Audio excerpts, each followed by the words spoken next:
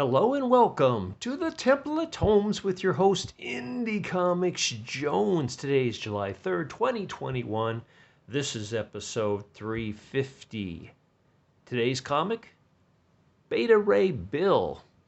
This is coming out from Marvel. It's the number 4 issue out of 5 for this arc.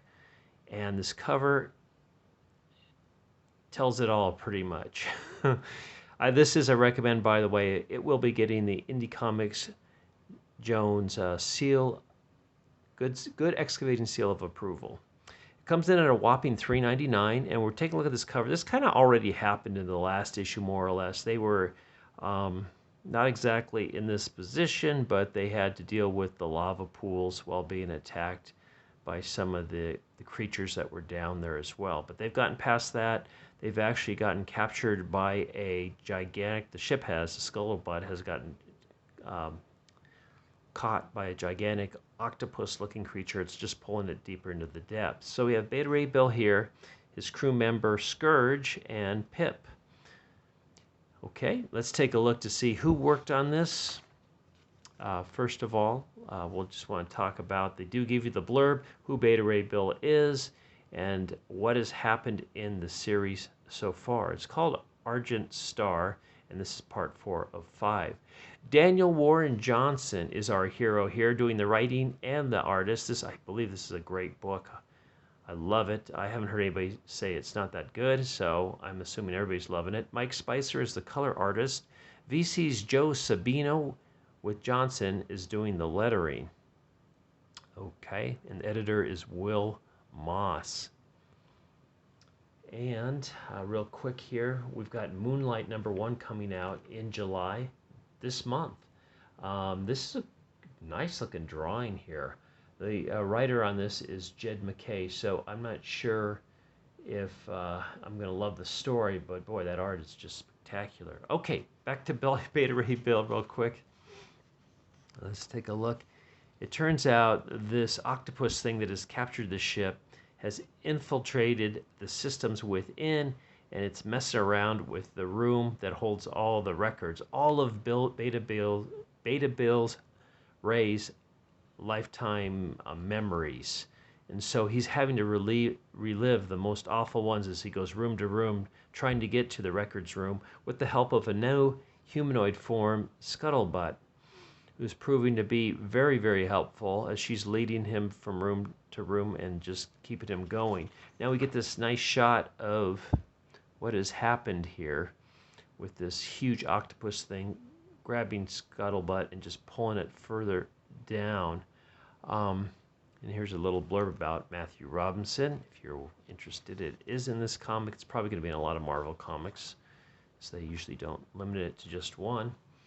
And Scuttlebutt suddenly realizes in this humanoid form the pain that that Beta Ray Bill has endured over his lifetime.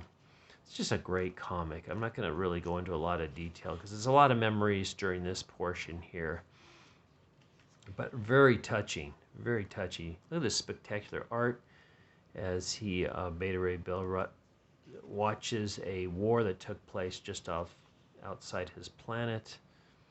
Finally, they get to the records room. They're able to take down this creature that is messing with the memories of Beta Ray Bill. And we get this huge Jerry Dugan ad for the champions of Krakoa are now the heroes of the earth, coming out last month. So just missed that one. X-Men #1 if you're interested in the X-Men and Jerry Dugan. Okay, so it continues on. The ship is now kind of messed up. It has to crash land at the bottom, but where they've crashed land is, look at this beautiful thing, right where the Surtur lives. Okay, I'm probably messing that up, but Surtur.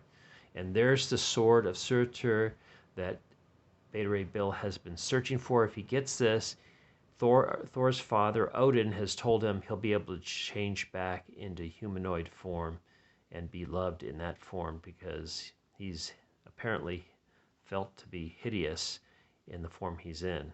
because very few people can see the beauty that lies within Beta Ray Bill with his horse head shape.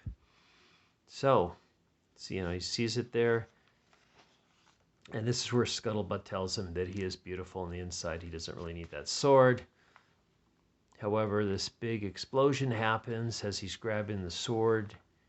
And we see Surtur come by and say, okay, now you're going to see what this sword can do because I'm going to use it on you.